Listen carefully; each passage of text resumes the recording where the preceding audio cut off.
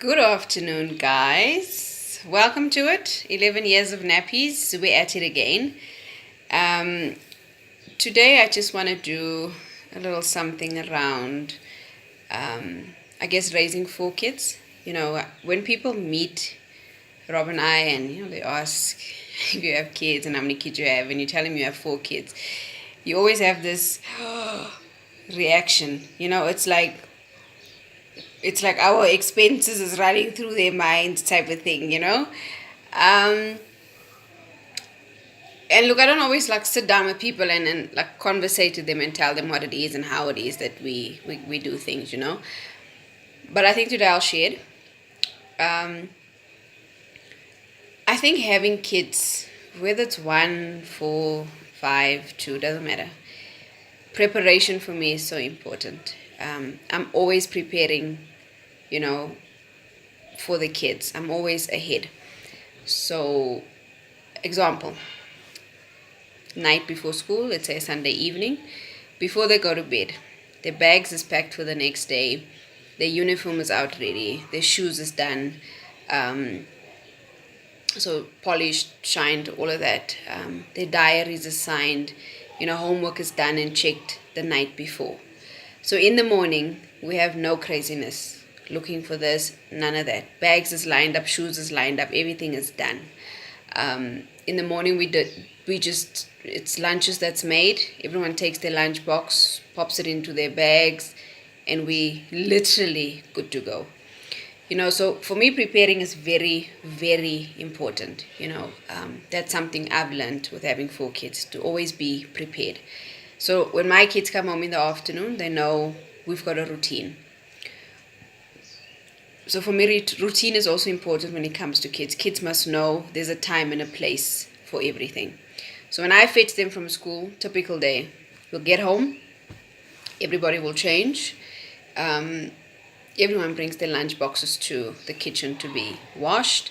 The uniforms go in the machine and that gets washed. Once everyone is changed, everyone has lunch. So for those that's hungry, we have lunch. Chill for about 30-40 minutes. Then we start with homework.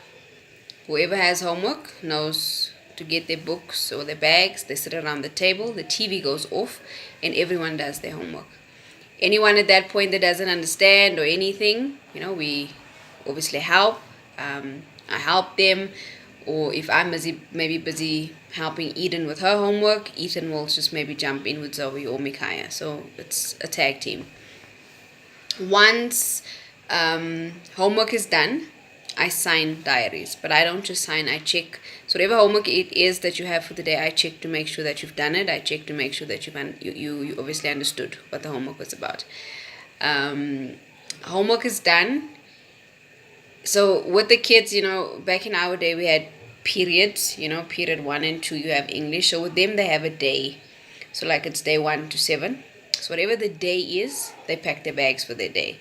If they know they have PE the next day, they make sure that their PE bags is sorted or their PE kits and tackies is out.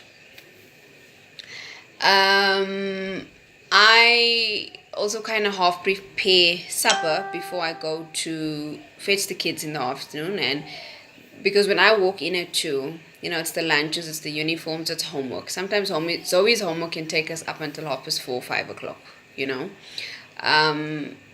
So by the time I'm done, then it's literally supper time.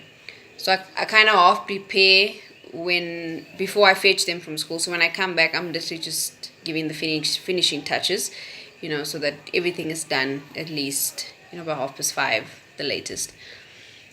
So that is, for me, raising 4 kids in the 21st century, preparation and routine. My kids, after they have had lunch, they've done their homework, whoever wants to play outside goes and plays outside with their friends, which is 99% of the time they play outside.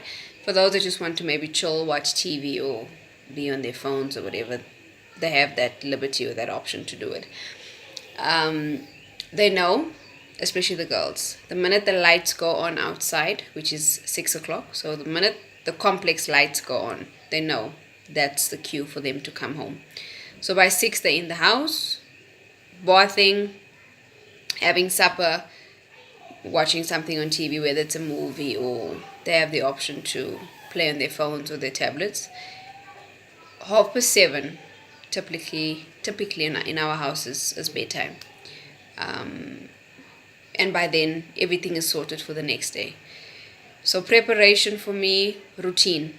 My kids are very routine children,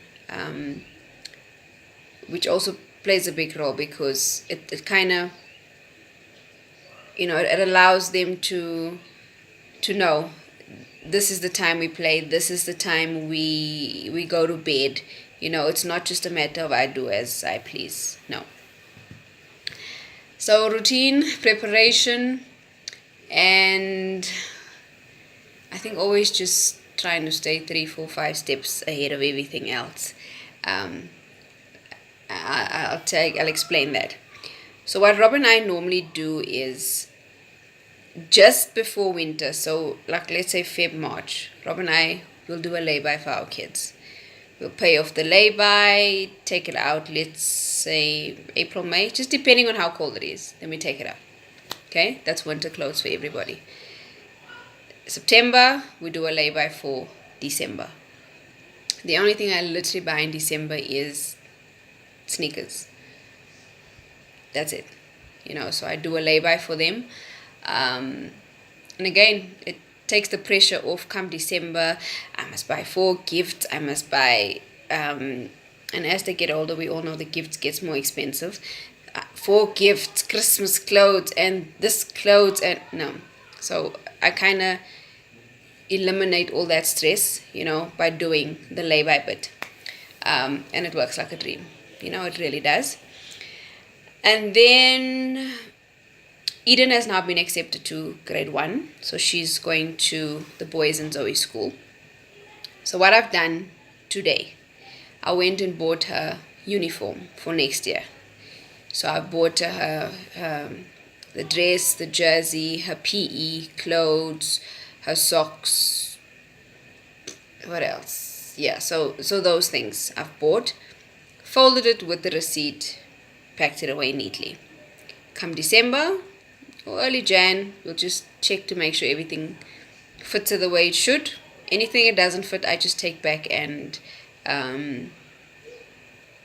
change or whatever. Shoes I'll probably buy her with her stationery next month. So that's PE, tackies and school shoes. And again, keep it in the box with the receipt. So come Jan, if it is small or tight or whatever, we can just change it. Again, that eliminates uniform pressure because, guys, uniform is out. It's expensive. It's like, no.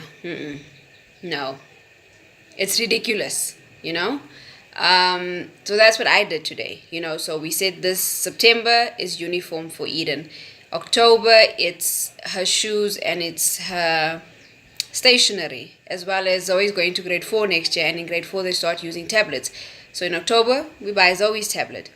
And then November, it's the boys and Zoe stationery for the next year, and then we just fill in the gaps in terms of uniform for the new year, for what they need.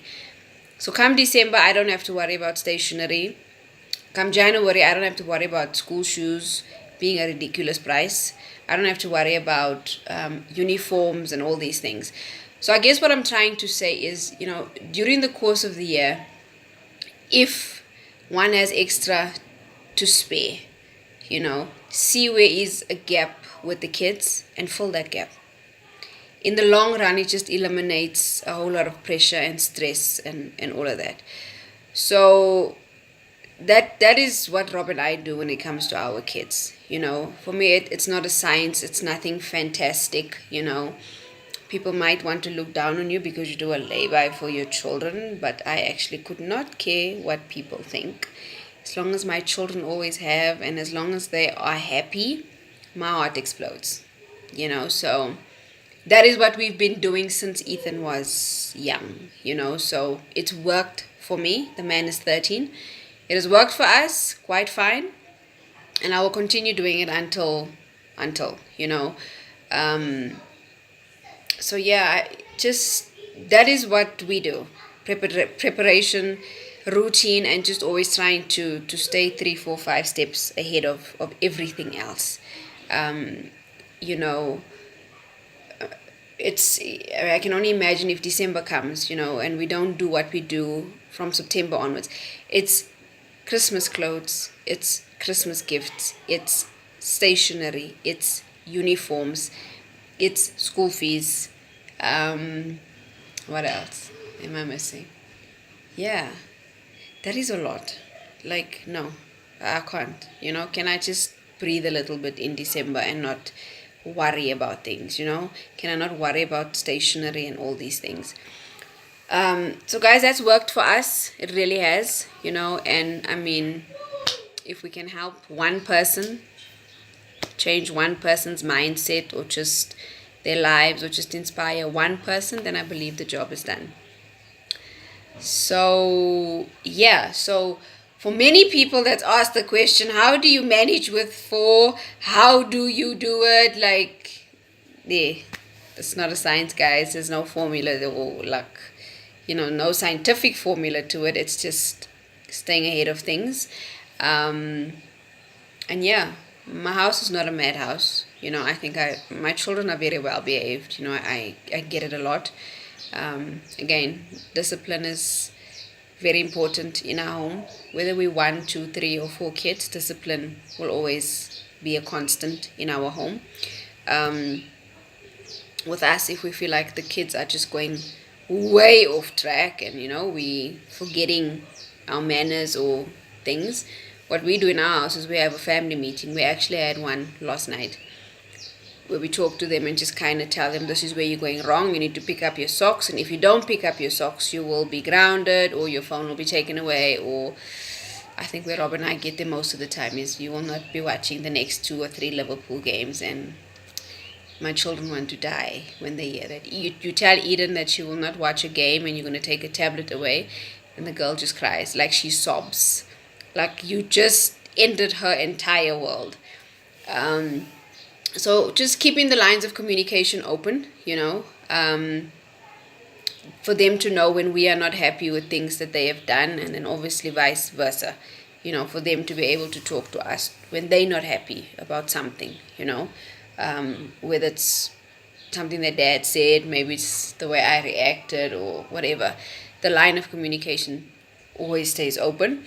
And I think it gets easier as the kids get bigger. They become less dependent on you, and they start developing their own personalities. And I think that's such a beautiful thing, because once they start developing their personalities, you then know how to approach them and how to handle them.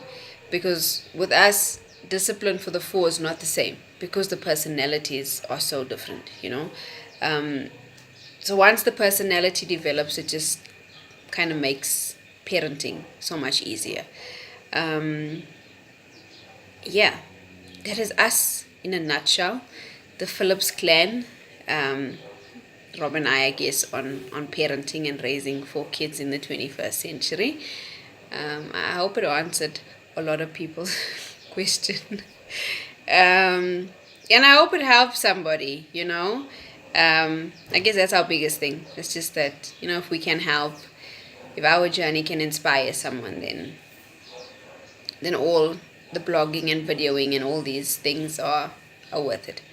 So thank you for those that tune in, whether it's on our blog, on my Facebook page, Instagram, our YouTube page. Thank you. The support is really, really appreciated. I never thought 11 years of nappies, literally,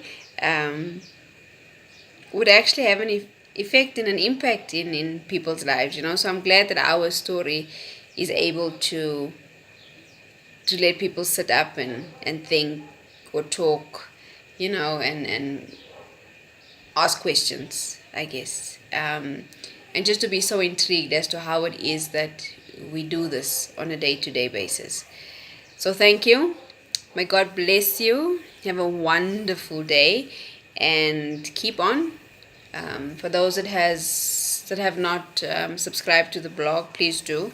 It's www.11yearsofnappies.com. So check us out on our blog. Follow us on Instagram, Facebook. Our YouTube page is there. Yeah, have a good one, guys. God bless. Bye-bye.